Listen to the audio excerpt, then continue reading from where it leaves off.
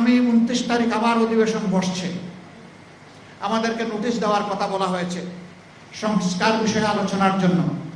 আমরা সুযোগ দিয়ে বলতে চাই, নোটিশের অপেক্ষা না করে অধিবেশন বসার সাথে সাথে ঘোষণা দিন যে আমরা তা আপাতমস্তক যেভাবে সাইন করেছি ওইভাবে বাস্তবায়ন করব।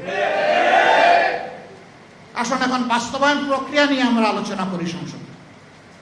আমরা প্রস্তুত, খোলা মন নিয়ে প্রস্তুত, কিন্তু এটা নিয়ে যে কোনো ধরনের কালক্ষেপণ টালবাহানা আমরা মানব না। যদি সংসদে তার সমাধান হয় আলহামদুলিল্লাহ, না হয় এই রাজপথ আমাদের পরিচিত। আমরা প্রথমে এই রাজপথ চাই না, আমরা চাই সকল কর্মকাণ্ডের কেন্দ্রবিন্দু হোক সংসদীয় গণতন্ত্রে মহান জাতীয় সংসদ। অপটিক্যাল ব্রাইটেনার, কালার গার্ড এবং ডার্ট লক সমৃদ্ধ অ্যাডভান্স ফর্মুলায় এলো নতুন রে ডিটারজেন্ট পাউডার। জাতীয় জীবনে আমরা এখন একটা গুরুত্বপূর্ণ জায়গায় আছি, খুবই জটিল জায়গায় আছি।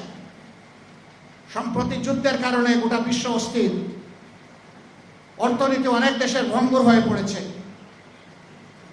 জ্বালানির অভাবে অনেক দেশ কুড়িয়ে কুড়িয়ে হাঁটছে। অবশ্য আমরা জ্বালানিতে খুবই সমৃদ্ধ, কারণ আমাদের মন্ত্রী মহোদয় বলেছেন কোনো কিছুর আমাদের অভাব নেই। এই অভাব না থাকার কারণেই কয়েক কিলোমিটার একটা পাম্পের সামনে এখন সারি সারি লাইন। তো অভাব নাই তো এত লম্বা লাইন কেন?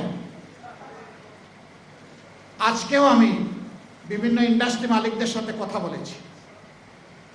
আচ্ছা বুঝলাম গাড়ি চলবে না, না হয় হাঁটলাম, তো ইন্ডাস্ট্রি যদি না চলে তাহলে এই দেশ চলবে কিভাবে?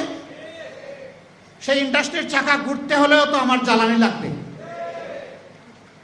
এ পরিস্থিতি সৃষ্টি হওয়ার সাথে সাথে বলেছিলাম বিকল্প সন্ধান করুন। আজকে বলবো সংকীর্ণতা থেকে বের হয়ে আসো। এটা সরকারের একার সমস্যা নয়, এটি 18 কোটি মানুষের সমস্যা। এটা শুধু বাংলাদেশের সমস্যা নয়, এটা গ্লোবাল প্রবলেম। এই ধরনের জাতীয় সমস্যায় খোলা মনে সবাইকে নিয়ে বসেন।